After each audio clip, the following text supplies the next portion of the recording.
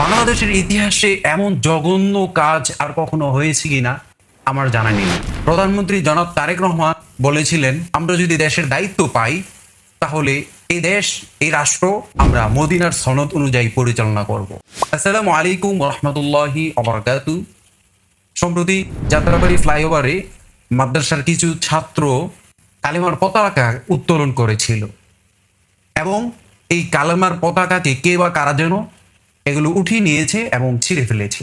যেই পতাকা কোনো রাজনৈতিক সংগঠনের পতাকা নয়, যেই পতাকা কোনো রাজনৈতিক সংগঠনের চিহ্ন বহন করে না, সেই পতাকা যদি উত্তোলন করতে না পারে, সেই পতাকা যদি উত্তোলন করা অপরাধ হয়ে থাকে, তাহলে যারা বিভিন্ন খেলোয়াড়দের দেশকে প্রমোট করছে, খেলোয়াড়দের দেশের পতাকাকে উত্তোলন করছে, তাহলে আমরা বলবো তারা রাষ্ট্রদ্রোহী অপরাধ হিসাবে গণ্য হবে। যেই দেশে 95% মুসলমান হওয়া সত্ত্বেও কালেমার পতাকাকে উঠিয়ে নেওয়া হচ্ছে, এর চাইতে লজ্জাজনক বিষয় আর কি বা হতে পারে?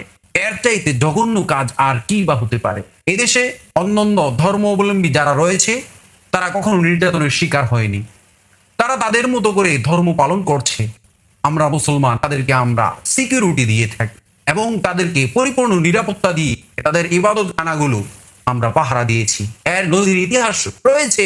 যেই দেশে এত শত শত কোটি কোটি মুসলমান হওয়া সত্ত্বেও ইসলামের আওয়াজকে উত্তোলন করা যাচ্ছে না, ইসলামের কালেমাকে উত্তোলন করা যাচ্ছে না, এর চাইতে লজ্জাজনক বিষয় আর কি হতেই পারে?